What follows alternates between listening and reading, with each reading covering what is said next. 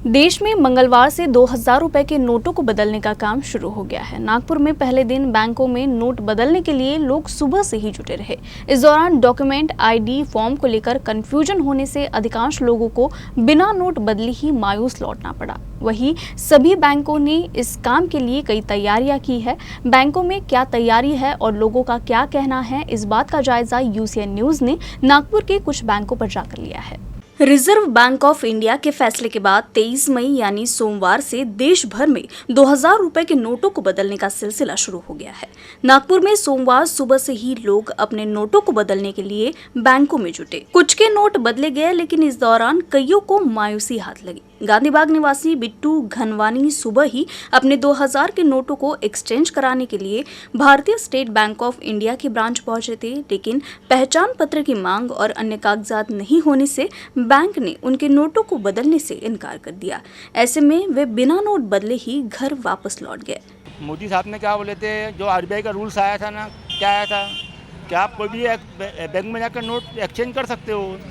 क्या 20,000 रुपये ये है दिखाने के बावजूद क्या बोलते हैं, आधार कार्ड लेके आओ। आधार कार्ड दिखाने के बावजूद क्या बोलते हैं, आपका अकाउंट है क्या यहाँ पे, नहीं है तो वापस घर को जाओ बोलते हैं। ये कोई बात हुई क्या? बैंक के बाहर तपती धूप में खड़े मुकेश शर्मा से जब हमने बात की तो कमोबेश उनकी भी यही समस्या रही।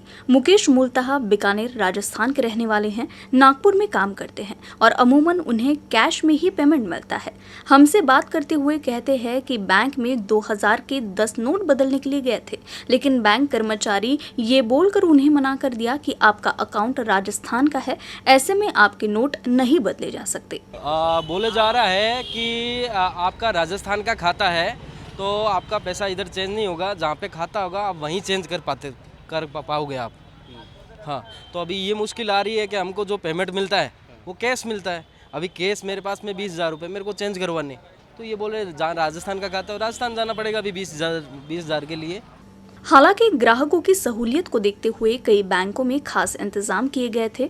एसबीआई के इतवारी ब्रांच मैनेजर आर्यन शुक्ला ने बताया कि 2000 के नोट बदलने के लिए शाखा में एक अलग से काउंटर बनाया गया है। जो भी बदलने आ रहा है उसकी एक बेसिक जानकारी रिकॉर्ड की जा रही है। इतवारी जैसा कि आप देख सकते हैं मार्केट एरिया है, तो मार्केट एरिया की वजह से जो कैश का इनफ्लो काफ़ी ज़्यादा रहता है। इसके लिए जो आरबीआई की गाइडलाइन है और उसके बेसिस पे भारतीय स्टेट बैंक की जो गाइडलाइन है वो ब्रांच के अंदर हम फॉलो कर रहे हैं। सेपरेट कैश काउंटर दिया गया है एक्सचेंज के लिए और 2000 के नोटों के डिपॉजिट के लिए। उसके अलावा जो भी लोग डिपॉजिट करने आ रहे हैं उनको किसी भी एक बार में हम 20,000 तक के नोट एक्सचेंज कर रहे हैं।